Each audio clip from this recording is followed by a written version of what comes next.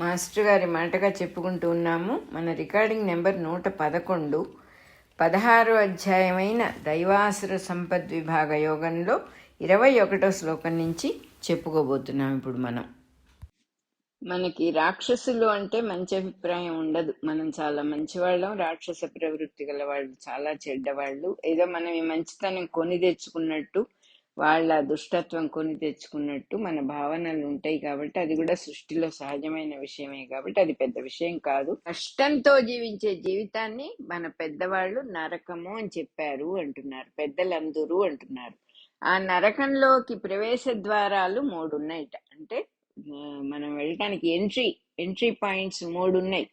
అవేమిటంటే కామము, క్రోధము, లోభము. నరకానికి ఎంట్రీ పాయింట్స్ ఏమిటి? కామము, క్రోధము, లోభము. ఒకటేమో కోరిక, రెండోదేమో కోపము, మూడోదేమో నాకే కావాలి ఇంకొకళ్ళకు ఉండకూడదు అనేటటువంటి వస్తువు ఎందో, మనిషి ఎందో, పరిస్థితి ఎందో లోభం, నాకు మటుకే ఉండాలి అనేట ఈ 3 కలిసి న్యాయంగా ఒక్కటే మార్గం. తనకేది కావాలో తెలియని వాడు, అంటే తనకు నిజంగా ఏం కావాలో క్లారిటీ ఉండదు. తెలియని వాడి కోరికలు రకరకాలుగా, అది ఉంటే బాగుండు, ఇది ఉంటే బాగుండు, అది ఉంటే అనేక కోరికలు రకరకాలుగా ఉంటాయి. నిజంగా వాడికి అది అక్కర్లే, కానీ వాడికి తెలియదు అది ఉంటే బాగుండని అనిపిస్తూ ఉంటుంది. వాటిలో కొన్ని తీరుతాయి, కొన్ని తీరవు.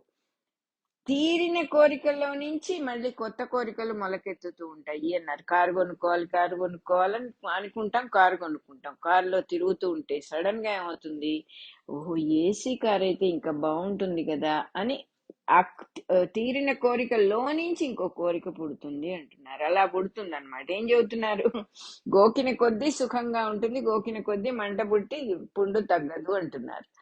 అట్లాగే తీరిన కోరికలు కూడా దుఃఖంగానే పర్యవసిస్తాయి, మారిపోతాయి. ఎంత కోరిక తీరినందువల్ల సుఖం రాదు. డబ్బు కోరిన వాడికి ఎట్లా అయితే దొంగలంటే దొంగ భయం అనేది ఉంటుందో, ఎత్తుకుపోతారేమో ఈ డబ్బు కాస్త అనేది ఉంటుంది కదా. బాగా ధన రాసులు ఉన్నాయి మన ఇంట్లో, ఆ రోజు బ్యాంకుకి సెలవా, ఏం చేయాలి? ఆ రోజు నిద్ర పడుతుందా మనకి? చాలా డబ్బులు తెచ్చి బీరువాలో పెట్టుకున్నాము, బ్యాంకు సెలవు అయిపోయింది, ఏం చేయాలి? అట్లా చెబుతున్నారు. చోర భయం.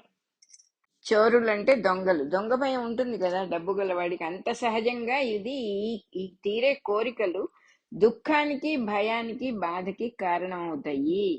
ఆ కోరికలు ఒకవేళ తీరకపోతే, ఆ తీరకపోవటానికి ఇంకెవరో కారణం అని వాళ్ళ మీద కోపం పుట్టుకొస్తుంది. కామక్రోధాలు ఎలా వస్తాయో చెప్తూ ఉన్నారు ఇక్కడ. క్రోధం గనక వచ్చిందంటే ఎప్పుడు మంటలు మండిపోతూ ఉంటుంది. వాడి ఆరోగ్యం బాగుండదు, వాడి మనస్సు బాగుండదు. ఎందుకంటే ముందు మనకు మండితేనే అవతల వాళ్ళకి అంటిస్తాము దాన్ని. సో ఈ క్రోధం ఉన్నవాడు ఎప్పుడు బాధపడుతూ ఉంటాడు, అందులో ఎట్లాంటి సందేహం లేదు. అంతేకాకుండా ఆ కోరి ఒక వస్తువు ఎట్టగొట్ట సంపాదించుకుంటాడు. సంపాదించుకోగానే ఇంకా లోభం మొదలవుతుంది. ఎంత ఆశ్చర్యం వేస్తుందంటే ఈ విషయం, మనకు ఒక వస్తువు మీద ప్రేమ ఉంటే అది అరుదుగా దొరికేది అయి ఉండాలి. మనం దాన్ని గమనించం, అసలు మన దృష్టిని మనం గమనించం. అరుదుగా దొరికేదైతేనే మనకి ఇష్టం ఉంటుంది. అది బజార్లో పడేస్తే మనకి ఇష్టం ఉండదు యాక్చువల్ గా.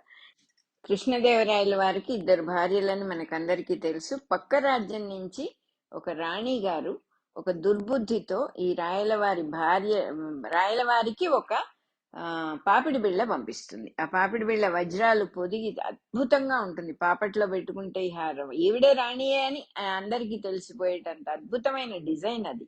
ఆవిడ పంపించిన ఉద్దేశం వీళ్ళ రాణీలిద్దరికి గొడవ రావాలి అనే ఉద్దేశంతోనే పంపించింది. అది రాజుగారు ఏం చేయాలో అని భయపడుతూ రాణిగారికి చూపించకుండా మన రామలింగడిని పిలిచి చెప్తారు. రామలింగడు ఉంటాడు కదా సభలో, చూపిస్తాడు. ఇది ఒక్కటి పంపించింది ఆవిడ, ఇప్పుడు ఎవరికి ఇవ్వాలి, నేను ఏం చేయాలి అని ఒక మంచి ఐడియా వేస్తాడు రామలింగుడు. ఏమంటాడంటే, అది నాకు ఇవ్వండి, నేను దాన్ని మల్టిప్లై చేసి ఒక ఐడియా పెడతాను అని చెప్పి ఇంకొక సరం కూడా చేయిస్తాడు. 2 భార్యలకి ఇస్తాడు రాజుగారు.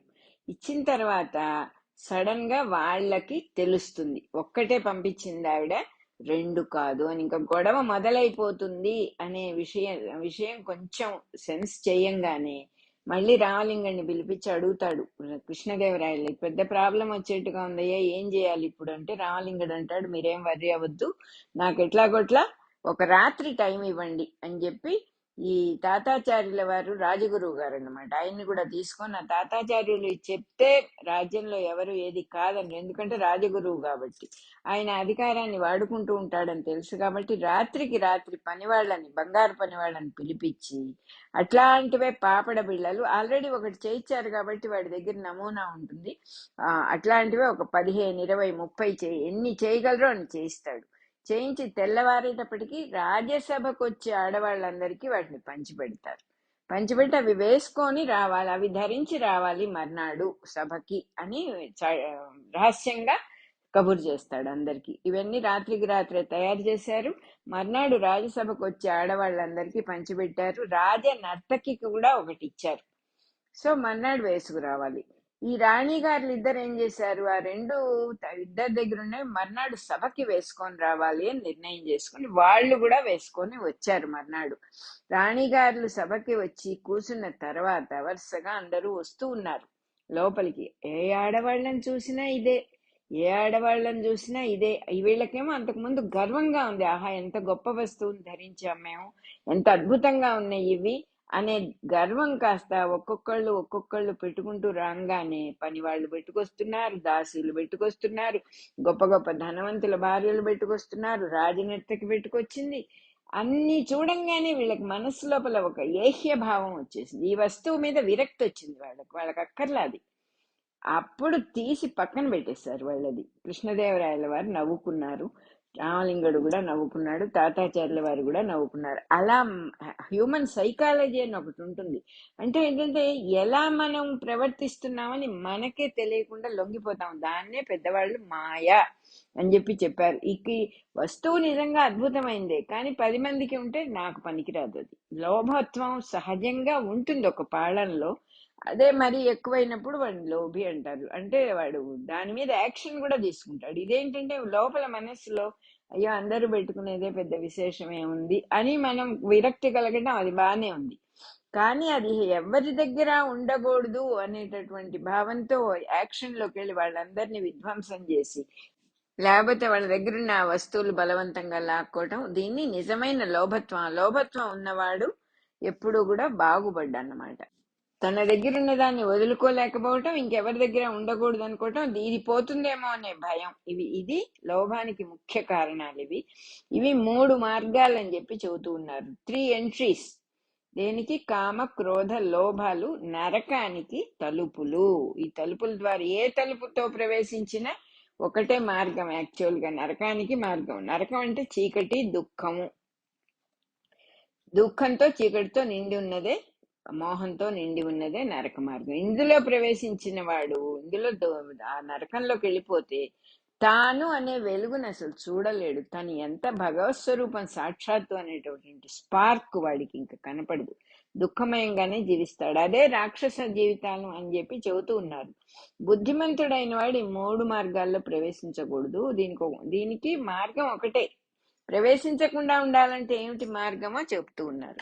తన శక్తియుక్తుల్ని, తన గొప్పతనాన్ని, తన లోటుపాట్లను తెలుసుకొని, అంటే మన మీద మనం కాన్సన్ట్రేట్ చేసి నాలో ఏం లోపం ఉంది, నాలో ఏం శక్తులు ఉన్నాయి, ఇవేం చేయగలను, ఏం చేయలేను జాగ్రత్తగా తెలుసుకొని తను దేనికి పనికొస్తాడో ఆ ఆ పని వల్ల 10 మందికి ఉపయోగం అయ్యేటట్టుగా ఈ పని నేను చేయగలను, ఇది అందరికీ కూడా ఉపయోగిస్తుంది అనే సదుపాయాన్ని జాగ్రత్తగా వాడుకుంటూ తను బతికున్నంత కాలం తన ఆయుర్దాయాన్ని నలుగురికి ఉపయోగించేట్టుగా సద్వినియోగము. అంటే ఇంకొకళ్ళకు ఉపయోగిస్తే అదే సద్వినియోగం. ఏదో తింటాడు, పడుకుంటాడు, రోగం వచ్చి చచ్చాడు, అది ఎవరికి ఉపయోగం లేదు. అలా కాకుండా తనకి చేతైనంత చిన్న పనిలో, అంటే మనకు ఉడతా భక్తి కూడా ఎగ్జాంపుల్ గా ఏమిటి, ఆ ఉడత వచ్చి తోకతో ఇసుక పోస్తే ఏమన్నా ఉపయోగం ఉంటుందా? కానీ దాని ఇంటెన్షన్, దాని ఉద్దేశం ఇతరులకి, రాముల వారికి సహాయం చెయ్యాలి అనే ఉద్దేశం అక్కడ మెచ్చుకోబడుతుంది. ఎంత సహాయం అనేది వేరే విషయం. ఒక ఆవిడ గురించి చాలా గొప్పగా సభలో చెప్పి, ఈవిడ తనకున్నదంతా దానం చేసిందండి అని గొప్పగా చెప్పి ప్రశంసించి ఆవిడకి సన్మానం చేశారట. వీళ్ళందరూ సభలో ఉన్న వాళ్ళందరూ అమ్మో అంతా దానం చేసిందా, తనకంటూ ఉంచుకోకుండా దానం చేసిందా అని చాలా ఆశ్చర్యపోయారట. ఆశ్చర్యపోయి ఎంత దానం చేసింది అని కనుక్కుంటే ఎంత దానం చేసిందంటే 10 రూపాయలు దానం చేసింది. రూపాయలు దానం చేసిందా? తనకున్నదంతా అంటున్నారు కంటే ఆవిడ దగ్గర ఉన్నది ఆ 10. ఆ 10 రూపాయలు ఇస్తే ఆవిడకి అన్నం కూడా లేదు, ఆ పూట భోజనం ఉండదు. అది కూడా దానం చేసింది ఒక మంచి పనికి. ఒక పూట నేను తినకపోతే పర్వాలేదులే అని. అలా ఉంటుందన్నమాట. ఈ 10 రూపాయలు నీకు పెద్ద ఉపయోగించకపోవచ్చు మానవతా దృష్టిలో, లోక దృష్టిలో 10గా అనిపించవచ్చు, కానీ ఆవిడ తనకున్నదంతా దానం చేసింది. అలా ఉంటుందన్నమాట. అలా ఇక్కడ చెబుతున్నారు, ఆయువు సద్వినియోగం అవుతుంది అటువంటి వాడికి. తన శక్తి ఏమిటో తెలుసుకుని ఆ మార్గంలో ఇంకోళ్ళకు ఉపయోగించే పని. మనం మామూలుగా ఏం చేస్తామంటే మన వాళ్ళు అనుకున్న వాళ్ళకి సహాయం చేస్తాం. ఇంట్లో ఆడవాళ్ళు అయితే ఏదో వండుకున్నది పక్కన మన అమ్మాయి ఉంటే పంపిస్తాం. అట్లాగే దోశ పిండి ఇడ్లీ పిండి ఉంటే, నేను కూడా చేశాను కాబట్టి చెబుతున్నా, మన అమ్మాయి పక్కన ఉంటే పంపిస్తాం. కానీ మన పక్క వాళ్ళు, ఎదురు వాళ్ళు, వాళ్ళ మీద మన దృష్టి పెద్దగా ఉండదు. అందువల్ల ఏం జరుగుతుందంటే, మన అమ్మాయి ఉన్నన్నాళ్ళు ఉంటుంది, ఏదో చేతైతే చేస్తుంది, మనకున్నంత వ్యామోహం అమ్మాయికి ఉండదు. ఎందుకు ఉండదంటే దాని జీవితం, దాని బాధ్యతలు దానికి ఉంటాయి. వాళ్ళ జీవితం అమ్మాయి అనగానే మనం ఒకప్పుడు అమ్మాయిలమే, మనము కూతుళ్ళగా వ్యవహరించిన వాళ్ళమే. మన అమ్మ దృష్టి ఉన్నట్టు మన దృష్టి ఉండదు. ఆ రకంగా అది వేరే ఊరికి వెళ్ళిపోవటమో ఏదో జరిగిపోతుంది, అయిపోతుంది. ఆమె నుంచి మనకి అంత మనం చేసిన సహాయం మోహ దృష్టితో చేశాం కాబట్టి కొంత లోక దృష్టిలో కూడా ఆగిపోతుంది అక్కడితో. ఆ పిల్ల వేరే చోటికి వెళ్ళగానే. అదే పక్క వాళ్ళలో, ఎదురు వాళ్ళలో, మన దృష్టిలోకి వచ్చిన వాళ్ళందరికీ మనకి చేతైంది ఏదన్నా, అయ్యో వీళ్ళింట్లో పిల్లకి జ్వరం వచ్చిందిట, కాస్త ఇప్పుడు ఏదో వండి పంపిద్దాం, లేకపోతే వీళ్ళింట్లో కూరలు తెచ్చి పెట్టేవాళ్ళు లేట, నేను ఎలాగో వెళ్తున్నా కదా తెచ్చి పెడదాం, అలా అంటే ఎవరితో ఏ కనెక్షన్ పెట్టుకోకపోతే వాళ్ళ ఇంట్లో ఏం కష్ట సుఖాలో మనకు తెలియదు. ఏమండి బాగున్నారా అని పలకరించి కాస్త చనువు తీసుకుని వాళ్లతో ఏదైనా మనం ఒక ప్రసంగం మొదలు పెడితేనే వాళ్ళ ఇంట్లో కష్ట సుఖాలు ఏమిటో తెలుస్తాయి. అప్పుడు మనం కూడా ఒక సహాయం చేసినప్పుడు ఏమవుతుందంటే ఆటోమేటిక్ గా, అదే చెబుతున్నారు ఇక్కడ, ఇతరుల కోసం నువ్వు చేసిన పని అది మంచి ఉద్దేశంతో చేశావు కాబట్టి వాళ్ళు కూడా మళ్ళీ వాళ్ళు చేయగలిగినంత సహాయం నీకు చేయటం జరుగుతుంది. నువ్వు అడగకుండానే నీ కోరికలు తీరుతాయి. దీన్ని స్వర్గం అంటారు. ఇందాక నరకం గురించి చెప్పారు కదా, ఇప్పుడు స్వర్గం గురించి చెప్తూ ఉన్నారు. అంతేగాని ఇట్లాంటి వాళ్ళకి తనకి కావాల్సింది తనకు తెలుసు కాబట్టి అటువంటి వాళ్ళకి విపరీతపు కోరికలు ఉండవు. అందువల్ల దాన్ని స్వర్గము అని అన్నారు. ఇక్కడ ఇంకో చిన్న కథ చెప్పుకుందాం.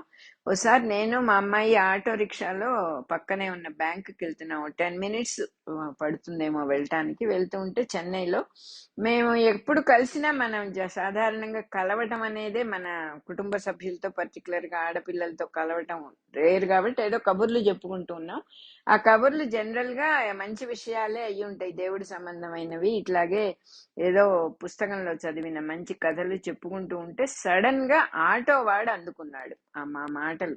అందుకని, అమ్మ మీరు చెప్పేది కరెక్ట్, మీకు నేను ఒక కథ చెబుతాను, ఆ కథలో కూడా ఇలాగే ఉంది అని చెప్పాడు. ఏమిటో వీడు అందుకున్నాడని మాకు కొంచెం ఆశ్చర్యం వేసి పర్వాలేదని వింటూ ఉంటే వాడు చెప్పాడు ఒక కథ. ఏంటంటే, స్వర్గం అంటే ఏమిటి, నరకం అంటే ఏమిటి అని చెప్పాడు. ఒక వ్యక్తి చనిపోతే ఆ వ్యక్తిని తీసుకెళ్లారుట. నీకు స్వర్గం కావాలా, నరకం కావాలా, నువ్వు పుణ్యం చేసుకున్నావు, అందువల్ల నీకు ఈ ఛాయిస్ ఉంది, మాకు చెప్పు, నీకు అంటే వీడన్నట్టు నాకు చూపించండి అప్పుడే అడుగుతానన్నట్టు. సరే తీసుకెళ్లారు. ఫస్ట్ నరకం చూపించమన్నట్ట. నరకానికి వెళ్తే అద్భుతంగా ఉంది. అసలు ఎంత అద్భుతంగా ఉందంటే, ఎక్కడ చూసిన పచ్చటి పచ్చిక బయళ్ళు, సీనరీలు, పళ్లతో నిండిపోయి వంగిపోతూ ఉన్న చెట్లు, మంచి పూల తోటలు, సముద్ర తీరాలు, ఇక ఎంత అద్భుతంగానే ఉందిట. అది అయ్యాక చూస్తే అక్కడ ఒక పెద్ద భవనం ఉందిట. ఆ పెద్ద భవనంలో ఎంత పెద్ద డైనింగ్ టేబుల్, ఆ డైనింగ్ టేబుల్ నిండా విపరీతమైన పదార్థాలు ఉన్నాయట తినడానికి. ఎన్ని పదార్థాలు ఉన్నాయంటే వీళ్ళు కని విని ఎరగనంత. ఇదేమిటి నరకం ఇట్లా ఉందేమిటి అనుకుంటూ ఉన్నట్ట వీడు. అనుకుంటూ ఉంటే ఇంతలో ఒక విషయం చూశాడు. ఆ డైనింగ్ టేబుల్ పక్కన అటు ఇటు కూడా ఫుల్ గా మనుషులు కూర్చొని ఉన్నారట. కానీ వాళ్ళందరూ చాలా దీనంగా, దుఃఖంతో ఉన్నారట. ఏమిటి అని జాగ్రత్తగా చూస్తే వాళ్ళ చేతులు మోచేతి దగ్గర మడత లేదుట. ఒక్కొక్కళ్ళ చెయ్యి 1 గజం 2 గజాలు ఉన్నదిట. పొడుగ్గా ఉన్నాయి చేతులు. అంతేగాని వాళ్ళు అన్నం తీసి నోట్లో పెట్టుకునే పరిస్థితి లేదు అక్కడ. దాంతో వాళ్ళు దుఃఖం ఎదురుకుండా పదార్థాలు ఉన్నాయి, తినలేరు. అందరూ ఏడు మొహాలే, దుఃఖంతో బాధతో ఆకలితో ఉన్న మొహాలు కనపడ్డాయి.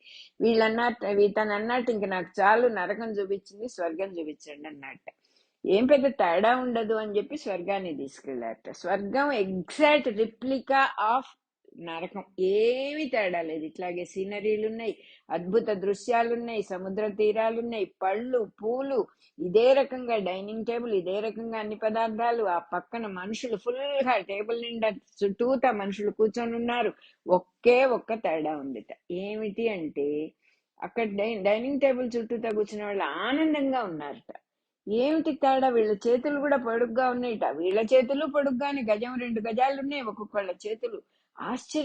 పోయాట వీడు. ఏమిటి నరకము స్వర్గం సమానంగా ఉన్నాయి కానీ వీళ్ళు నవ్వుతున్నారు, వీళ్ళ చేతులు పొడుగ్గానే ఉన్నాయి, వీళ్ళు ఏమన్నా తినగలుగుతున్నారా ఏమిటి అని నిదానించి చూస్తే ప్రతివాడు ఎదటివాడిని ఫీడ్ చేస్తున్నట్టు. ఎదటివాడి నోట్లో, ఎదటివాడి పళ్ళెంలో నుంచి వాడికి అందుతుంది కదా అంత దూరం, ఆ పళ్ళెంలో నుంచి వాడి నోట్లో పెడుతున్నాడు. ప్రతివాడు ఎదటివాడి నోట్లో పెడుతున్నాడు.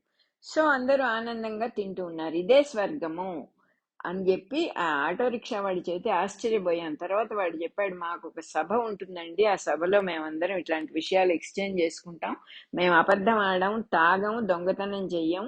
నేను చాలా ఆశ్చర్యపోయాం, నేను మా అమ్మాయి కూడా. ఓహో, సృష్టిలో ఇట్లాంటి వాళ్ళు కూడా నిజమే కదా, ఉండొచ్చు కదా, మనం అనుకోం గాని అన్ని రకాలు అందరూ ఉండి ఉండొచ్చు కదా. ఆటో నడిపితే ఏమిటి, టాక్సీ నడిపితే ఏమిటి, కూలివాడైతే ఏమిటి, వాళ్ళ నీతులు, అందరూ మనుషులే కదా, వాళ్ళ నీతులు, వాళ్ళ పద్ధతులు, స్వభావాలు ఉంటాయని మర్చిపోతాం. కాబట్టి ఆటో రిక్షా వాడు జ్ఞానబోధ చేస్తున్నాడే అని అనుకున్నాము చాలా న్యాచురల్ గా. కానీ ఇట్లా అవతల వాడి సుఖాన్ని కోరినప్పుడు, అవతల వాడికి ఏదో చేతైన సహాయం చేయాలి అని అవతల వాళ్ళు మన దృష్టిలో ఉన్నప్పుడు చాలా మనకు కూడా నేచురల్ గా వాళ్ళ వల్ల అటువంటి సహాయం దొరుకుతుంది.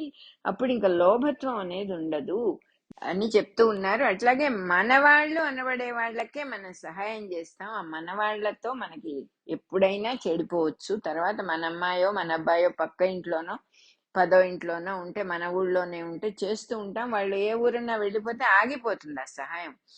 ఇదే పక్క వాళ్ళు, ఎదురు వాళ్ళు, మన చుట్టూ ఉన్న మనుషులు మనం వాళ్ళని వేరుగా చూడకుండా ఉంటే, వీళ్ళు ఇల్లు ఖాళీ చేస్తే ఇంకొకళ్ళు వస్తారు. అక్కడ మన సాధనకి ఎక్కడ ఇబ్బంది ఉండదు, ఎప్పుడు మనుషులు ఉంటారు. కూతురో కొడుకో బంధువో అనే మాట తీసి పక్కన పెట్టమని చెప్పి ఇండైరెక్ట్ గా చక్కగా చెప్తూ ఉన్నారు ఇక్కడ. దానివల్ల మన సాధన బాగుంటుంది. ఇతరులను ఇతరులుగా చూడకుండా మన వాళ్ళే, అందరూ మన వాళ్ళే అనేటటువంటి దృష్టి చాలా అవసరము. అది జరిగినప్పుడు లోభ బుద్ధి ఉండదు, మనకి దుఃఖం కలుగదు, మన జీవితం స్వర్గమయం అయిపోతుంది అని చెప్పి చెప్పారనమాట. 21వ శ్లోకం అయిపోయింది ఇక్కడ. అంధతామిశ్ర లోకములలోనికి కొనిపోవు ఈ 3 మార్గములు అంటున్నారు. అంటే అంధత్వం, గుడ్డితనం ఉన్నటువంటి లోకాల్లోకి తీసుకుపోతాయి. ఏం తీసుకుపోతాయి? కామ క్రోధ లోభాలనే ద్వారాలు. ఆ లోకాల్లోకి, ఈ మార్గాలు ఆ లోకాల్లోకి తీసుకుపోయినప్పుడు అక్కడ సుఖం అనే మాట ఉండదు. అందువల్ల రాక్షస గుణాలు ఉన్న వాళ్ళు చాలా బాధపడుతూ ఉంటారు. వాళ్ళు పడుతూ ఉండే సుఖం గోక్కుంటే వచ్చే సుఖం లాంటిది. అసలు దురదే లేని స్థితి అనేది సుఖము అని చెప్పి చెబుతున్నారు ఇక్కడ. కానీ సామాన్య మానవులు సాధారణంగా ఏమనుకుంటారంటే ఎగ్జైట్మెంటే సుఖము అని అనుకుంటారు. 2 దుఃఖాలకు మధ్యలో వచ్చేదాన్ని సుఖముగా భావిస్తారమ్మయ్య, ప్రశాంతంగా ఉంది, నిన్నటి దాకా ఎన్ని కష్టాలు పడ్డాం, ఎంత అవస్థ అయిపోయింది, మొత్తానికి అన్ని సమస్యలు తీరి ఇప్పుడు హాయిగా ఉన్నాం అని అనుకునే లోపల మళ్ళీ ఇంకోటి వచ్చి పడుతుంది. మర్చి కూడా పోతాం, నిన్నటి దాకా ఇంత కష్టపడ్డామని గుర్తుండదు ఈ సుఖంలో, ఈ ఎగ్జైట్మెంట్లో. ఎగ్జైట్మెంట్ అనేది సుఖం కాదు. ఎగ్జైట్మెంట్ మళ్ళీ పోతుంది. కాబట్టి ఎక్కడైతే పైకి లేస్తుందో, పైకి ఎత్తాలి, కొబ్బరికాయ కింద కొట్టాలంటే పైకి ఎత్తాలి. కాబట్టి పెరుగుట విరుగుట కొరకే అని పెద్దవాళ్ళు చెప్పారు. అది కాదు, ఎగ్జైట్మెంట్ కాదు ఇక్కడ. అసలు కష్టమే, దురద ఉండి గోక్కుంటే వచ్చే సుఖంగా దురదే లేని సుఖము అని ఊరికే చాలా సర్వసామాన్యమైన అర్థం మనకి చెప్తూ ఉన్నారు ఇక్కడ. అట్లాగే ఇంకోటి ఏం చెబుతున్నారంటే, కష్టం లేకుండా సుఖం ఉంటుంది అని అసలు ఊహించని సుఖం ఒకటి ఉందిట. మన ఊహకు అందదు. మనకు అట్లాంటి స్థితి, ఒక సుఖం మాత్రమే ఉండే స్థితి ఒకటి ఉంటుంది అని గ్రహించగలగటమే మొట్టమొదటి స్టెప్ అన్నమాట. సుఖం అనేది ప్రారంభం అవటానికి అటువంటి సుఖం ఒకటి ఉంది అని తెలియటమే. లోకంలో మనకు కూడా ప్రతి విషయం ఏదైనా తెలిస్తేనే దాన్ని పొందగలుగుతాం. ఇది కూడా ఫస్ట్ తెలియటం అంటే ఏంటంటే దుఃఖం లేని సుఖం ఒకటి ఉన్నది, దుఃఖపు బీజము అన్నారు కదా, దుఃఖం అనే విత్తనం లేని సుఖం ఒకటి ఉన్నది అని తెలుసుకోవటం మొదలు పెడతాడు. దానికి ఏం చెబుతున్నారంటే చీకటి వెలుగు, ఆల్టర్నేటింగ్ కరెంట్ మాత్రమే మనిషి కన్ను చూస్తుంది. చీకటి వెలుగు రెండుగా ఉన్న దాన్ని మటుకే, అంటే ఆప్టికల్ లైట్ కన్ను చూడగలిగింది అంతే. అలా కాకుండా అది రెండుగా లేని కాంతి కిరణాలు చూడాలంటే గామా బీటా మొదలైనవి ఆ కాంతి కిరణాలు మానవుడి కన్ను చూడలేదు. అట్లా చూడటానికి వేరే పరికరాన్ని ఉపయోగించాల్సి వస్తుంది. మనకు కూడా తెలుసు, అనేక రకాల ఇన్స్ట్రుమెంట్స్ కనిపెట్టారు. ఒక్కొక్క కాంతిని ఇలా చూడాలి, దేంట్లో నుంచి చూడాలి అని అనేక ఇన్స్ట్రుమెంట్, వేరే పరికరాలు ఉపయోగించాలి. అంతరము లేని సుఖం అంటే అంతం లేని సుఖం, ఎప్పుడు ఉండే సుఖాన్ని చూడటానికి తాను అనే చూపు వాడాలట. ఇక్కడ నేను అనలేదు, మనం గమనించుకోవాలి. తాను అనే చూపు వాడాలి అని చెప్పి చెబుతున్నారు. మనం ఈ తాను అనే మాట సాధారణంగా మనం బట్టలు కొనేటప్పుడు తానులో ఉంటే ఇవ్వండి, తానుగా ఉంటే ఇవ్వండి అని అడుగుతాం. తాను అంటే మొత్తం అని అర్థానికి అక్కడ సామాన్యార్థం తాను. బట్టల్లో వాడతాం, తానులో ఉందేమో చూడండి అంటాం. ఆ తాను అని అంటే అంతా కలిపిన చూపు ఉంటేనే, సర్వము నేనే అనే తాను, నేను కాదు ఇక్కడ. నేను అనగానే లిమిటెడ్ అయిపోతుంది. తాను అనే చూపుని వాడాలి ఇక్కడ. ఈ సుఖాన్ని గమనించాలంటే తాను అనే చూపును వాడాలి అని చెప్పి చెబుతున్నారు.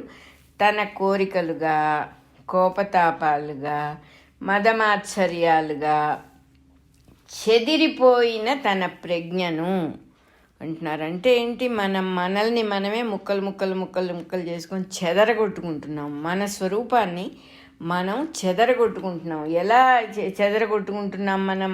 మన విషయాల్ని మన కోరికలుగా కొంత, కోపాలు తాపాలుగా కొంత, మదమాత్సర్యాలుగా కొంత చెదరగొట్టుకున్న మన ప్రజ్ఞనంతా వెనక్కి లాక్కొని కూడగట్టే ప్రయత్నం చక్కగా అంతా దాన్ని వెనక్కి లాక్కున్న మనం చెదిరిపోయిన మన ప్రజ్ఞను కాన్సన్ట్రేట్ చేసి ఒకటిగా వెనక్కి తీసుకొని తీసుకునే ప్రయత్నం మొదలుపెట్టినప్పటి నుంచే నిజంగా తనకేది సుఖాన్ని కలిగిస్తుంది, శ్రేయస్సుని కలిగిస్తుంది, తనకేది మంచిది అని తెలియటం అనేది అక్కడ స్టార్ట్ అవుతుందని చెప్పి చెప్తూ ఉన్నారు.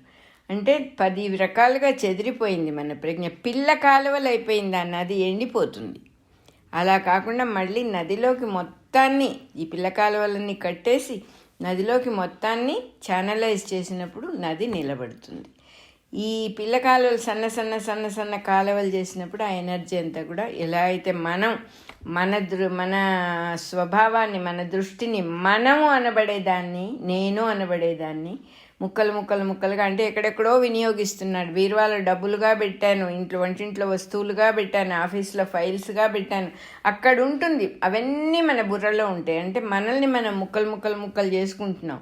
అన్ని పనులు చేయొచ్చు కానీ బుర్రలోకి ఎక్కించుకోవాల్సిన అవసరం లేదు. వాటిని తలుచుకొని తృప్తి పడుతూ ఉంటాం, భయపడుతూ ఉంటాం, ఆనందపడుతూ ఉంటాం, కష్టపడుతూ ఉంటాం. ఇవి అవసరం లేదు. అవి లేకుండా ఉన్నప్పుడు, ఆ ప్రజ్ఞనంతా మనం దగ్గర లాక్కున్నప్పుడు తాను అనే ప్రజ్ఞ కూడగట్టుకొని ఒకటిగా, అంటే 100 పుల్లలు ఉంటే అది మొత్తం కలిపితే ఒక కట్ట చేస్తే దానికి ఉండే బలం మనం చిన్నప్పుడే చదువుకున్నాం ఆ కథ. ఒక పుల్ల అయితే తుంపయ్యొచ్చు, ఈ 100 పుల్లలు కలిపిన దాన్ని తుంపటానికి అవ్వదు. అట్లా ఆ ప్రజ్ఞని కూడగట్టుకొని తనలోకి తాను చూసుకునేటప్పుడు ప్రజ్ఞ కూడగట్టుకోవడం అంటే ఏమిటో కూడా చెబుతున్నారు ఇక్కడ. తనలోకి తను చూసుకున్నప్పుడు ఏమవుతుంది, తను అనుకున్నవి కాకుండా తనలో నిజంగా ఏమున్నాయో తెలియటం మొదలుపెడుతుంది. అంటే అనుకున్నవన్నీ అబద్ధాలే. ఎందుకంటే మనకి ఎవడు ఇక్కడ తూచి ఓహో ఇది నువ్వు అనుకున్నది కరెక్టే అని చెప్పగలిగిన వాడు లేడు. ఎందుకంటే అందరు అదే స్థితిలో, అదే పడవలో ఉన్నారు. ఈ పడవ దాటిన వెళ్ళిన వాడెవడు లేడు. అందుకని అనుకోవటము అనేది మనస్సు యొక్క ప్రాపర్టీ కాబట్టి అనుకున్నవి కాకుండా అని చెప్పి ఇక్కడ క్లియర్గా చెప్పారు. ఆ ప్రజ్ఞ కూడగట్టుకోవడం అంటే తను అనుకున్నవి కాకుండా తనలో నిజంగా ఏమున్నాయో తెలియటం మొదలు పెడుతుంది. ఈ సాధనలో మొదటి స్థాయిలో ఉన్నవాడు అంటే ఇప్పుడే స్టార్ట్ అయింది.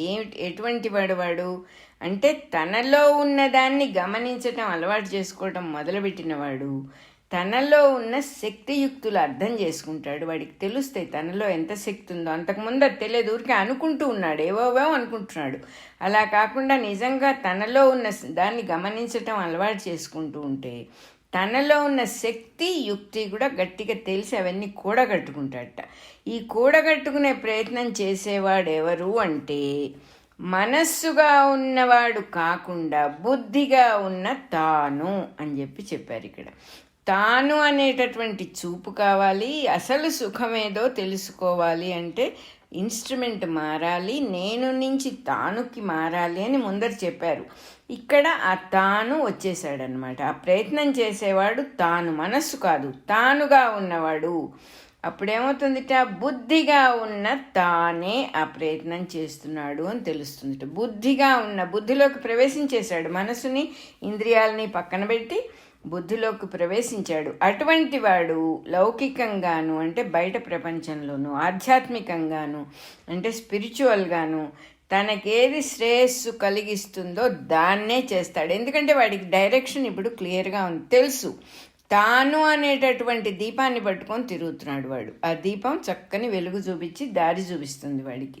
ఆ బుద్ధి, తాను అనే బుద్ధిని వాడుకుంటూ ఉన్నాడు కాబట్టి చక్కని దారి కనపడి తనకేది శ్రేయస్సు కలుగుతుందో ఆ పనులే చేస్తాడు అని చెబుతున్నారు. ఈ దోవలో సాధన చేసేవాడు చాలా తొందరగానే తన శ్రేయస్సు, ఒక అద్భుతమైన విషయం చెప్పారు ఇక్కడ. ఏం చెప్పారు? మనం మామూలుగా గమనించని విషయం చెప్పారు.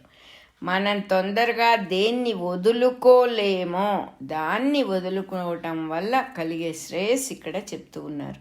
ఈ మార్గంలో సాధన చేసేవాడు చాలా తొందరలోనే, స్వల్పకాలానికే తన శ్రేయస్సుని చూసుకొనుట తనకు శ్రేయము కాదని, ఇతరుల శ్రేయస్సును గమనించు కృషి చేయటం తనకు శ్రేయస్సు అని గుర్తిస్తాడట. అద్భుతమైన విషయం ఇది. ఇది నిజంగానే జరుగుతుంది, నిజంగా తెలుస్తుంది మనిషికి ఆ విషయం. ఏమిటి తెలుస్తుంది? నేను నాకేంటి ఎంతైనా మనకు ఉంటుంది. ప్రతిదీ ఆ మెంటల్ ఎక్సర్సైజ్ ఉంటుంది. ఏంటంటే అమ్మో ఇది ఇప్పుడు చేయాల్సి వచ్చింది, ఇది చేస్తే ఏమవుతుందో, ఇది చేయగలనా లేదా, ఇది ఒక తర్జన భర్జన అనేది మనస్సులో ఉంటుంది. ఈ తర్జన భర్జన ఎందుకు ఉంటుందంటే మనం ఏదో కోల్పోతామని భయం, మనకే తెలియకుండా ఉంటుంది. అది మనకేదో కావాలనే తపన, మనకు అదేదో రాదనే భయం, ఈ రెండూ కలిసి ఏ పనికైనా మనల్ని వెనక్కి గుంజుతూ ఉంటాయి, తాడు పెట్టి లాగినట్టుగా. అట్లా కాకుండా ఈ సాధన చేసేవాడికి చాలా తొందరలోనే తన శ్రేయస్ అనేది అసలు కంప్లీట్గా మర్చిపోవాల్సిన విషయం అని అర్థమవుతుంది. ఎంత రిలీఫ్ వస్తుందో అప్పుడు చెప్పలేము. అసలు ఎంత రిలీఫ్ అంటే ఒక పెద్ద గుదిబండ మెడలో నుంచి ఎవరో తీసేసినట్టు, నెత్తి మీద నుంచి పెద్ద బరువు తీసేసినట్టు ఉంటుంది. ఎంత అద్భుతమైన విషయమో. తన శ్రేయస్సు కాదు చూసుకోవాల్సింది, తన గురించి ఆలోచించిన కొద్దీ అది తనకు శ్రేయస్సు కాదు. ఇతరుల శ్రేయస్సును గమనించటం అనేది మొదలు పెడితే ఆ కృషి, ఇతరుల శ్రేయస్సును గమనిస్తూ కృషి చేస్తూ ఉంటే, కృషి అంటే దానికి సంబంధించిన దోవలో వెళ్ళటం మొదలు పెడితే అదే తనకు శ్రేయస్సు అని తెలిసిపోతుంది. అది చాలా క్లారిటీగా తెలుస్తుంది. వేరే ఇంకేముండదు. అదొక పెద్ద గుదిబండ కాదు, గుదిబండ దిగిపోయేటటువంటి, గుదిబండ తీసేసి విముక్తి, గుదిబండ నుంచి విముక్తి పొందేది ఏమిటి? తన శ్రేయస్సు ముఖ్యం కాదు. ఇక్కడ అవతల వాళ్ళ గురించి ఆలోచించినప్పుడు మార్గం చాలా క్లియర్గా ఉంటుంది. అదే నాకు కూడా శ్రేయస్సు అని తెలిసిపోతుంది అంటున్నారు. అది ఒక చాలా అద్భుతమైనటువంటి, అంటే మనం ఏది కావాలో దేనికోసం ప్రయత్నం చేస్తున్నామో మనకే తెలియదు కాబట్టి ఈ మార్గంలో ప్రవేశపెడుతున్నారు. ఎట్లా మొదలుపెట్టారు? ఇది అంధతా మిశ్ర లోకాల్లోకి 3 మార్గాలు ఉన్నాయి. సుఖపడటానికి అంటే ఏమిటో వాడికి తెలియదు. ఆ 3 మార్గాల్ని వదిలితే కానీ వాడికి సుఖం అంటే ఏమిటో తెలియదు. ఈ సుఖం గోకితే ఉండే సుఖం కాదు, దురదే లేనప్పుడు ఉండేటటువంటి సుఖం. ఈ దుఃఖానికి సుఖానికి, వెలుగుకి చీకటికి మధ్యలో ఉండేది కాదు. వెలుగన్నా ఉంటుంది, చీకటన్నా ఉంటుంది. ఆ చూపు పోవాలి కంప్లీట్గా మనకి. ఆ ఆల్టర్నేటింగ్ కరెంట్ అనేటటువంటి చూపు, అంటే నేను అనే చూపు పోయి తాను అనే చూపు రావాలి ఇక్కడ అని చెప్పేశారు ఇక్కడ. అంటే ఏమిటి? తనను తాను ముక్కలు చేసేసుకున్నాం ఆల్రెడీ. అందుకని నేనైపోయాను, నాకు కోపం, నాకది, నాకిది అని 24 గంటలు నిద్ర లేచినప్పటి నుంచి నేను భజన చేస్తూనే ఉంటుంది మనస్సు. అలా కాకుండా నేను వదిలేసినప్పుడు తానులోకి వెళ్ళిపోతాడు. తాను ఎట్లా అవుతాడంటే తనని తాను బయట పెట్టుకుంటున్నాడు. ఇన్నాళ్ళు తెలియక కోపం వస్తుంది, ఇరిటేషన్ వస్తుంది, రియాక్షన్స్. నిద్ర లేచినప్పటి నుంచి రెస్పాన్స్ కాదు ఉండేది, రియాక్షన్ ఉన్నందువల్ల మనల్ని మనం ముక్కలు చేసుకుంటున్నాం. అలా కాకుండా కొంచెం సర్దుకొని ఆగినప్పుడు ఫర్గివ్నెస్, అవతల వాళ్ళని ఫర్గివ్ చేయటం ఎందుకంటే మనం సుఖపడటానికి, వాళ్ళ మీద ప్రేమ కాదు, వాళ్ళ కోసం కాదు. ఇంకొక వస్తువుని, ఇంకొక మనిషిని, ఇంకొక సిచ్యుయేషన్ని, భగవంతుడిని మనం ఫర్గివ్ చేసినప్పుడు మనకి సుఖం వస్తుంది. లేకపోతే అందరినీ కర్స్ చేసుకుంటూ మనమే బాధపడతాం. ఎక్కడ ఇంకొకళ్ళు ఎవరు లేరు ఇక్కడ బాధపడటానికి, ఉన్నవాడు ఒకడే, అదే మనం. అలా కాకుండా అవన్నీ వెనక్కి తీసుకుంటాడట. మొత్తం తన లోపలికి తను చూసుకొని బయటికి చెదరిపోయిన ప్రజ్ఞంతా లోపలికి తీసుకుని తాను అయిపోతాడు. తాను ఎప్పుడైపోయాడో అప్పుడు నిజంగా తను అనుకుంటున్నవి కాకుండా అసలు తన శక్తి అంతా కూడా తనకి స్లోగా తెలియటం మొదలు పెడుతుంది. ఈ స్థాయిలో ఫస్ట్ ఉన్నవాడు అవన్నీ చక్కగా శక్తిని యుక్తిని చక్కగా కూడగట్టుకొని బుద్ధిలో ప్రవేశిస్తాడు. బుద్ధిగా ప్రవేశించినప్పుడు తనకేది శ్రేయస్సు కలుగుతుందో అదే చేస్తాడు. శ్రేయస్సు అంటే డబ్బు లాభం కాదు, సంతానం కాదు, వ్యాపారం కాదు, లోకంలో ప్రసిద్ధి పొందటం, కీర్తి ప్రతిష్టలు కాదు. నిజమైన తాను చెదిరిపోని సుఖం. ఈ లాభాలన్నీ పోతాయి, ఒకసారి వచ్చే గుణం ఉన్నప్పుడు పోయే గుణం ఉంటుంది. అసలైన తనెవరో తెలుసుకుంటాడు కాబట్టి దానికి శ్రేయస్సు, ఆ దోవలో ఉండే పనులే చేస్తాడు. తనకేది శ్రేయస్సు కలుగుతుందో అవే చేస్తాడు. ఈ మార్గంలో సాధన చేసేవాడు ఇక్కడ అసలు ముఖ్యమైన విషయం చెప్పారు. చాలా తొందరగానే తన శ్రేయస్సు చూసుకోవటం తనకు శ్రేయస్సు కాదు అని తెలిసిపోతుంది వాడికి. అంటే తనని వదిలేశాడంటే అబ్బా ఎంత ఫ్రీడమ్ వస్తుందో. లేకపోతే పొద్దుగూకులు ఏం చేస్తే ఏమిటో, ఇది చేస్తే అది చేస్తే ఇది, అయ్యో ఇది చేద్దాం అనుకుంటే అది చేయాల్సి వచ్చిందే, వాళ్ళు పిలిచారే, వీళ్ళు పిలిచారే, నా పని పాడైపోయిందే, ఈ గోలంతా పోతుంది. నన్ను నేను వదిలేసుకుంటే ఈ గోలంతా పోతుంది. వదిలేసుకోవాలంటే విషయం తెలియాలి. శ్రేయస్సు అంటే ఏమిటి, నాకేది శ్రేయస్సు, నేను పట్టుకుంటే నన్ను గుదిబండలాగా ఇది గుంజి కింద పడేస్తోంది, దీన్ని గురించి వదిలేయచ్చు. నేను దీన్ని వదిలేసి ఇంకొకళ్ళకి ఏం కావాలో చూడటం మొదలుపెట్టినప్పుడు సృష్టి అంతా ఒకటే కాబట్టి దీని యొక్క అంటే నేను అనబడే వస్తువు యొక్క యోగక్షేమాలు కూడా చూడబడతాయి. ఇక్కడ ఏం దిగులు పడాల్సింది లేదు. నన్ను నేను చూసుకోవాల్సిన దుర్గతి నాకు లేదు అని తెలుసుకుంటాడు వాడు. ఏది శ్రేయస్సు, ఇంకొకళ్ళకి ఏదో సహాయం చేయడం, వాళ్ళ గురించి ఆలోచించటం, మన గురించి కాకుండా అవతల వాళ్ళ గురించి ఆలోచించినప్పుడు అదే శ్రేయస్సు అని గుర్తిస్తాడు. గుర్తించినప్పుడు ఏమవుతుందంటే లౌకిక జీవితానికి ఆధ్యాత్మిక జీవితానికి కూడా ఇదే సత్యం అని చెప్పేశారు. ఇంకేం లేదు. ముఖ్యమైన పాయింట్ ఇక్కడ అది జరుగుతుంది. మనం ఇవాళ నుంచి ఇది మానేసి అది చేద్దాం అనుకుంటే అవ్వదు. విషయం అర్థం చేసుకున్నప్పుడు మన జీవితంలో ఆటోమేటిక్గా జరుగుతాయి ఇవన్నీ కూడా. కానీ అర్థం చేసుకోవడం అవసరం. అర్థం చేసుకోవడం అంటే ఓహో ఇలాగా నేను ఇలా చేస్తున్నానని కూడా తెలియని వాళ్ళము కొత్తగా ఏం చేస్తాం, అనేక సాధనలు మనం కూడా దూకి చేస్తాం, కానీ మళ్ళీ వెనక్కి వచ్చేస్తాం. ఇవాళ నుంచి ఉప్పు తినను అంటాడు ఒకడు, ఇవాళ నుంచి స్వీట్స్ మానేస్తున్నానండి అంటాడు, చెప్పులు లేకుండా నడుస్తున్నానండి అంటాడు, చలి పుట్టిన దుప్పటి కప్పుకోను అంటాడు. ఇవన్నీ సాధనలు అని మనం అనుకుంటాం. ఎంత కాళ్ళు పీకినా ఏమైనా మనసు చెదిరినా ఇక్కడి నుంచి కదలను అని కూర్చుంటాడు, తపస్సు చేస్తున్నాను అనుకుంటాడు. అవన్నీ కాదు, వదిలే. ఈ దేహాన్ని నువ్వు మెంటల్గా వదిలి పారేసాయి. దీని కష్ట సుఖాలు నీకు అవసరం లేదు. నీకో దేహం ఉంది, అదొక పెద్ద ఇన్స్ట్రుమెంట్. అవతల వాళ్ళకి ఏం కావాలో అది చెయ్యి, నువ్వు తేలిగ్గా ఉంటుంది, నీకు మంచి మార్గం అది అని చెప్పినట్టుగా ఉంది నాకైతే. ఇది ఆధ్యాత్మిక జీవితానికి లౌకిక జీవితానికి కూడా సత్యము అన్నారు. ఎందుకన్నారంటే ఇట్లా, ఇప్పుడు ఒక వ్యాపారి ఉన్నాడు. ఆ వ్యాపారి తనకెక్కువ లాభం వస్తుంది అనుకోని వస్తువులు కొనుక్కొచ్చి అమ్మినప్పుడేమో ఒక చీకు చింత, అయ్యో మొన్న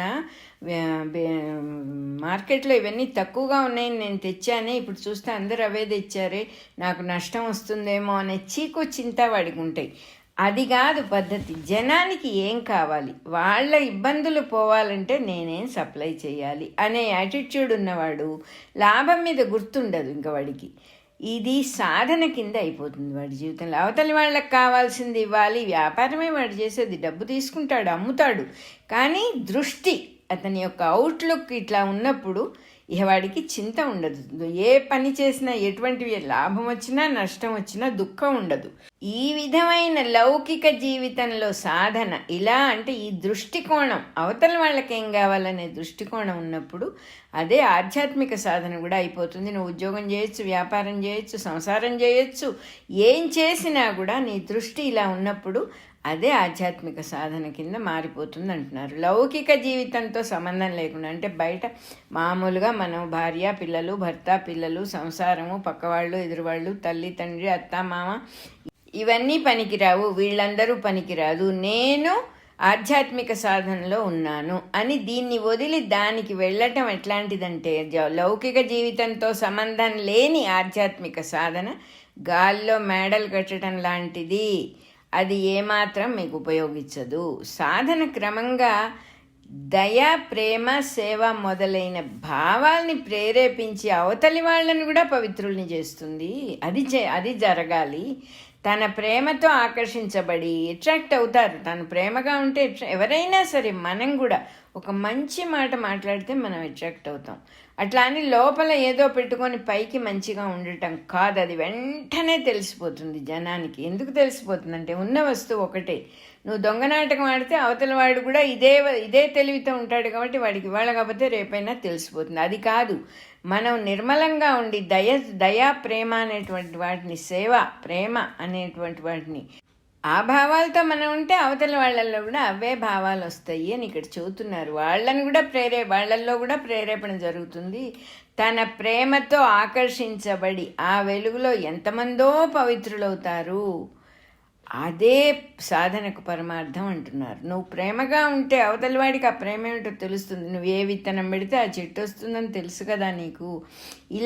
ఇలా సాధన చేసిన వాడు, అంటే అవతలి వాళ్ళకి ఏం కావాలో, ఇతరులకు ఏం కావాలో అనేటటువంటి యాటిట్యూడ్తో ఉన్నవాడు క్రమంగా ఏమవుతాడో ఇక్కడ చెప్పారు. జగత్కర్మ రూపమైన బ్రహ్మ ప్రజ్ఞలోకి వెళ్ళిపోతాడు వాడు. బ్రహ్మగారి ప్రజ్ఞ ఎట్లా ఉంటుంది? మొత్తం జగత్తుని ఆయన దృష్టిలో ఉంటుంది.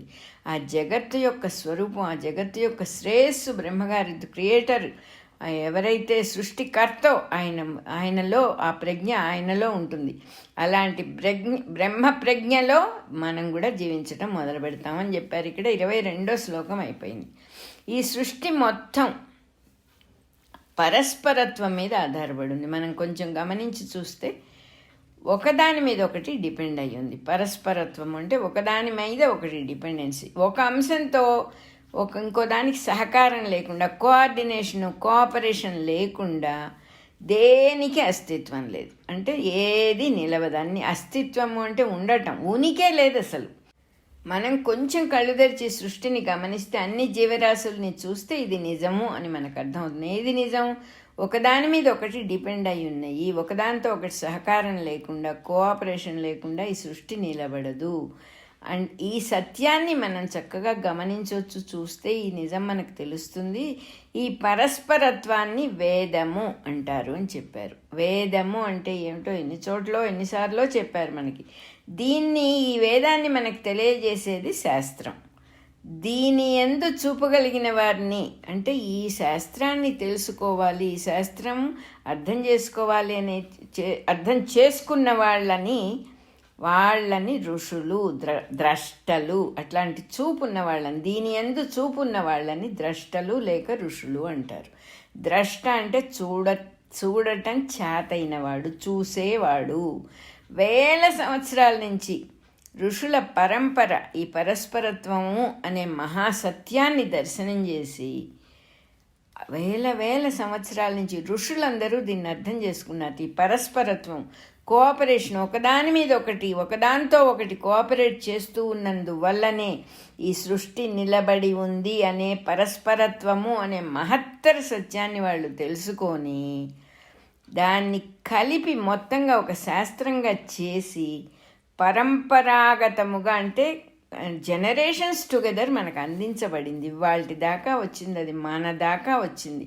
ఎవరి వల్ల వచ్చిందంటే ఆ ఋషుల యొక్క అనుగ్రహం వల్ల, ఆ ద్రష్టలు వాళ్ళు దాన్ని శాస్త్రంగా క్రోడీకరించి, అంటే అంతా మొత్తం చక్కగా సింప్లిఫై చేసి అంతా కలిపి మన దాకా తెచ్చి అందించారు. దాన్ని ఇవాల్టి దాకా అందించబడుతోంది. కార్యసిద్ధి కానీ ఆధ్యాత్మిక సిద్ధి కానీ కోరినవాడు, అంటే ఈ పని జరగాలి, నేను మంచి పని సంకల్పించాను, నా పని జరగాలి, నేను ఆధ్యాత్మిక సాధన చేస్తున్నాను, నాకు విషయం అర్థం కావాలి, నేను మంచి మార్గంలోకి వెళ్ళాలి, పొరపాటు పడకూడదు అని కోరినవాడు ఈ శాస్త్రాన్ని ఒప్పుకొని తీరాలి ఈ శాస్త్రాన్ని అంటున్నారు. నీకు వేరే దోవలేదు.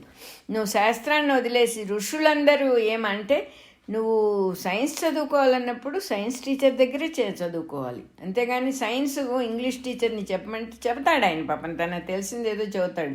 కానీ నీకు పరీక్షలో పాస్ అవ్వలేవు, నీకు సైన్స్ తెలియదు.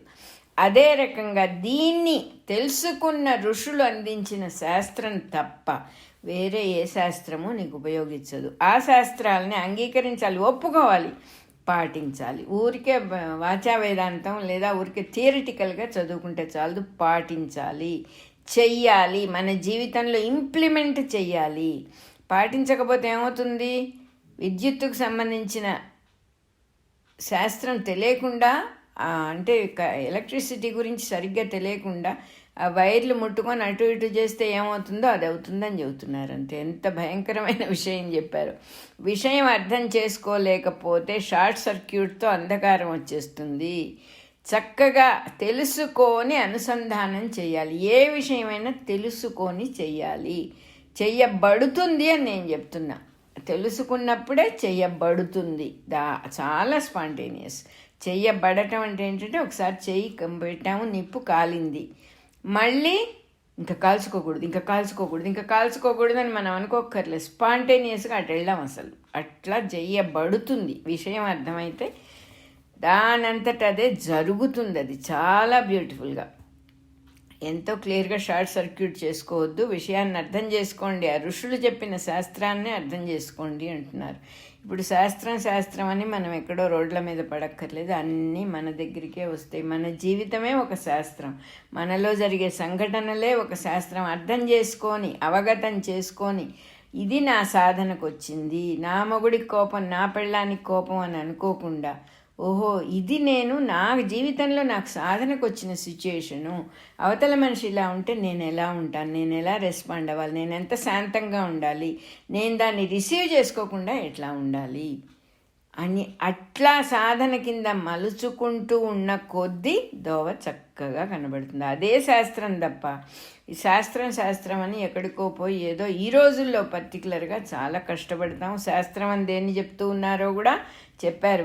వేదం అంటే సృష్టే. మనం కళ్ళు తెరిచి కాస్త గమనించుకొని మానసికంగా దైవాన్ని, గురువుని నమస్కారం పెట్టుకుంటూ ఆ తాడు వదలకుండా నిదానంగా నడుస్తూ ఉంటే దోవ అదే కనపడుతుంది. ప్రత్యేకంగా ఏదో ఒక ముక్క పట్టుకొని శాస్త్రాన్ని అనుసరించమన్నారని ఇప్పుడు అన్నీ వదిలేసి శాస్త్రకారుల వెంట పడక్కర్లేదు మనం.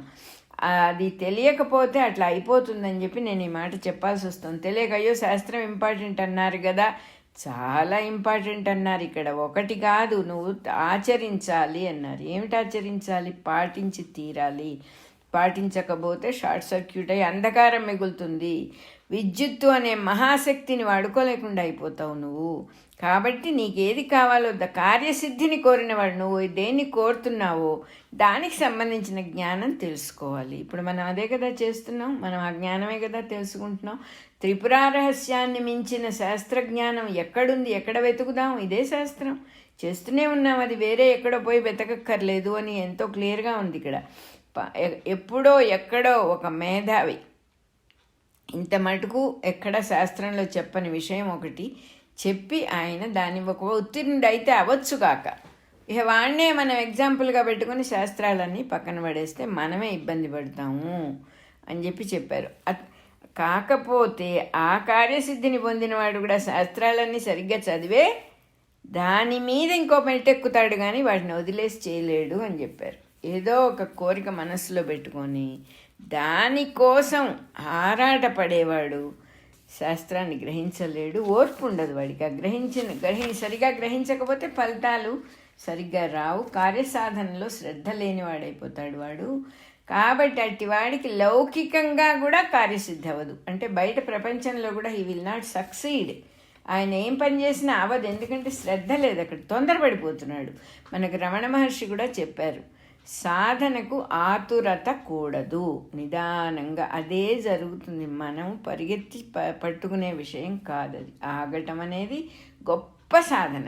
ఆగటము ఎక్కడైనా సరే ఉపయోగిస్తుంది. ఆగటం, రైలు వెళ్ళిపోతుందేమో, ఫ్లైట్ వెళ్ళిపోతుందేమో, అయ్యో వాళ్ళు వచ్చేస్తారేమో, బంధువులు వచ్చేస్తారేమో, నేను రెడీగా లేనే, ఏం అక్కర్లు, అన్నీ చక్కగా అవుతాయని మనల్ని మనం సర్దుబాటు చేసుకుని ఆగి నిదానంగా అన్నీ చేసుకో, అన్నీ అవుతాయి, అన్నీ టైం ప్రకారమే అవుతాయి. ఇది మొత్తం కూలిపోయే విషయం ఏమీ కాదు, చక్కగా జరుగుతాయి అని మనల్ని మనం సర్దుకుని ఆగటం అలవాటు చేసుకోవటం చాలా గొప్ప సాధన. అది ఆగటం అలవాటైన కొద్దీ అన్నీ చేతిలోకి వస్తాయి. ఇంకా ఏం చెబుతున్నారు ఇక్కడ, కార్యసిద్ధి అంటే అమృతం తాగాలని కొంతమందికి, రంభతో తిరగాలని కొంతమందికి కోరికలు మనసులో పెట్టుకొని దానికోసం యజ్ఞాలు చేస్తారు, దానాలు చేస్తారు, తపస్సులు చేస్తారు, అనేక రకాలు చేస్తారు. అప్పుడేమవుతుంది, వాళ్ళ దృష్టి అంతా వాళ్ళకి ఏది కావాలో దాని మీద ఉంటుంది. కాబట్టి యజ్ఞం వేస్ట్ అయిపోతుంది. నీ దృష్టి ఎక్కడ ఉండాలి, యజ్ఞం మీద ఉండాలి. యజ్ఞం మీద ఉంటే మిగతా ఏదొస్తుందో తర్వాత రిజల్ట్ అనేది ఎట్లాగో నీ చేతుల్లో లేదు. నువ్వు ఇది కోరి చేస్తున్నావు, ఓకే నిజమే, నాకు ఇది కావాలి అందుకే చేస్తున్నాను, మంచిదే. ఇప్పుడైనా కోరికని పక్కన పెట్టి యజ్ఞం శ్రద్ధగా చేస్తే కొద్ది గొప్ప అయినా ఫలితం వస్తుంది. లేకపోతే కేవలం ఈ కోరికలన్నీ ఒక కళలాగా మిగిలిపోతే ఏవి తీరవు, యజ్ఞఫలం రాదు అని చెప్పారు. 23వ శ్లోకం అయిపోయింది. కాబట్టి ఏ పని చేయాలి, ఏ పని చేయకూడదు, ఎలా చేయాలి, ఎలా చేయకూడదు, ఎప్పుడు చేయాలి, ఎప్పుడు చేయకూడదు, ఈ విషయంలో మనకు శాస్త్రమే పరమ ప్రమాణం కావాలి. ఇప్పుడు ఇది ఎట్లా ఉంటుందంటే, మనం ఒక పూజ పెట్టుకున్నాం ఇంట్లో, ఆ పూజలో అనేక సందేహాలు వస్తాయి. ఇది కొత్తగా చేస్తున్నాం మనం, ఇదివరకు చేయలేదు, ఈ పద్ధతి ఏమిటో, ఎవరు పీటల మీద కూర్చోవాలి, ఎవరెవరికి బట్టలు పెట్టాలి, ఎవరు అసలు బట్టలు పెట్టాలా అక్కర్లేదా, అసలు వస్తువులు ఏం కావాలి పూజకి, ఆశీర్వచనానికి ఏం, ఇట్లా అనేక సందేహాలు వస్తే ఎవరిని అడుగుతాం మనం? ఆ పూజ చేయించే బ్రాహ్మణ్ణి పిలిచి అడుగుతాం. అడిగినప్పుడు ఆయన చెబుతారు, దాన్ని మనం కళ్ళు మూసుకుని ఫాలో చేసేయచ్చు. ఎందుకంటే ఆయన చెప్పాడు, మనం చేస్తున్నాం. అందులో ఏదైనా తప్పులు ఉంటే ఆయనకు సంబంధించింది కానీ మనకు సంబంధించింది కాదు. అందుకని చెబుతూ ఉన్నారు, ఏ పని ఎట్లా చేయాలో శాస్త్ర ప్రమాణం కావాలి. శాస్త్రం చెప్పినా కూడా దాన్ని అర్థం చేసుకోవటానికి కూడా మన తెలివి కావాలి. ఎందుకు కావాలంటున్నారంటే, ఫలానా పూజకు ఉపవాసం ఉండాలి అని ఉంటుంది శాస్త్రంలో. కానీ ఆరోగ్యం లేనివాడు ఆ రోజు ఏమి తినకపోతే వాడికి అనారోగ్యం ఏదో ప్రమాదం వస్తుంది వాడికి, వాడు ఆ ఉపవాసం చెయ్యవలసిన వాడు కాదు. అలాంటి వాడు అసలు ఆ క్రతువే చేయకూడదు. అటువంటి వాటికి శాస్త్రాన్ని ఆధారం చేసుకోవాలి. నేను ఈ పని చేయొచ్చా చేయకూడదా, ఈ పూజ చేయొచ్చా చేయకూడదా, ఈ యజ్ఞానికి నేను సరైన వాడినే కాదా, దానికి సంబంధించిన వాళ్ళని కనుక్కోవాలి, శాస్త్రం తెలిసిన వాళ్ళని కనుక్కోవాలి. అప్పుడే శ్రద్ధతో దాన్ని చేయటానికి వీలవుతుంది అంటున్నారు. అట్లాగే ఇంకో మాట చెబుతున్నా, అనేక శాస్త్రాలు ఉన్నాయి, రకరకాలుగా చెబుతారు. ఒకడు ఒకవైపు లాగితే ఇంకోటి ఇంకోవైపు లాగుతాడు. అసలు మనకి పిచ్చెక్కిపోతుంది, ఏం చేయాలో తెలియదు. మనుషులందరూ ఒకటైనా కూడా స్వభావాన్ని బట్టి వేరువేరుగా రకరకాలుగా, అంతే స్వభావం ఒకటి, వాళ్ళ జీవిత విధానాలు, పైగా వాళ్ళు ఎక్కడ పుట్టారు, ఎటువంటి పరిసరాల్లో పుట్టారు, ఏ కులంలో పుట్టారు, ఏ జాతిలో పుట్టారు, వాళ్ళు ఏమి అనుసరిస్తూ ఉన్నారు ఇన్నాళ్ళు, ఇలాంటి వాటన్నిటికీ కూడా అన్ని రకాల శాస్త్రాలు ఉన్నాయి. ఎందుకంటే మనమే మన జీవితాలని చూసుకుంటే, ఫలానా ఆయన అడగండర్రా మీకు సందేహం ఉంటే అని మనలో మనమే చెప్పుకుంటాం. దాని ప్రకారం అంటే ఎవరో ఒకరు చెప్పినట్టు వెళ్ళటం అనేది మంచిది. మనంతటా మనం ఏదో ఒకటి చేయటం అంత శ్రేయస్సు కాదు. ఏదైనా కొత్తగా చెయ్యాలి అని మొదలుపెట్టినప్పుడు తప్పకుండా శాస్త్రం ప్రకారమే వెళ్ళాలి. కాకపోతే ఏంటంటే, కాలక్రమంలో కొంతమంది పర్సనాలిటీస్ వల్ల, వాళ్ళు డామినేటింగ్ పర్సనాలిటీస్ ఉంటారు కొంతమంది, వాళ్ళు కొత్త విషయాలు, వాళ్ళ స్వంత విషయాలన్నీ ఆ శాస్త్రంలో ఇరికిచ్చేస్తారు. ఇరికిచ్చినప్పుడు మనకే తెలిసిపోతుంది ఇదేమిటి చాలా అంటే అంటరాని వాడు అని పెట్టాడు ఒకడికి. అంటరాని వాళ్ళు ఏమిటి, అసలు అందరూ మనుషులేగా, కానీ అది వచ్చేసింది అంటే వాళ్ళు చూస్తే ఇది ఫలించదు, వాళ్ళు ముట్టుకుంటే మైలబడిపోతాం. ఇలాంటి వాటిని ఆయన ఏం చెబుతున్నారంటే ఇక్కడ మాస్టర్ గారు, ఇట్లా ఆచారాల పేరుతో ఇట్లాంటివన్నీ దూరిపోతాయి. ఇట్లాంటి వాటిని తొలగించేసి నిజంగా పద్ధతిగా చేయటానికి గురువులు వస్తారు భూమి మీదకి. వచ్చి అనాచారాలన్నిటినీ తీసేసి మళ్ళీ చక్కగా ధర్మాన్ని సరిచేసి వెళ్ళిపోతుంటారు. కాలంలో చాలాసార్లు చాలామంది వస్తారు. మళ్ళా సంస్కరించబడుతూ ఉంటాయి ఈ శాస్త్ర విధానాలు. వాటిని మనం అనుసరించాలి. అంటే మూఢంగా పోకూడదు అని చెప్పి చెబుతున్నారు. ఎవడిష్టం వచ్చినట్టు వాళ్ళు చేయకూడదు, ఒక మూఢత్వంగా చేయకూడదు. మానవత్వం అనేది తప్పకుండా ఉండాలి ఏ పని చేసినా, నాకు ఇక్కడ అనిపిస్తోంది. 24వ నెంబర్ శ్లోకం అయిపోయింది. అలాగే 111 111వ నెంబర్ కూడా అయిపోయింది. అదే సమయంలో దైవాసుర సంపద్ విభాగ యోగము అనేది కూడా ఈ చాప్టర్ కూడా అయిపోయింది. మళ్ళీ చదువుకుందాం.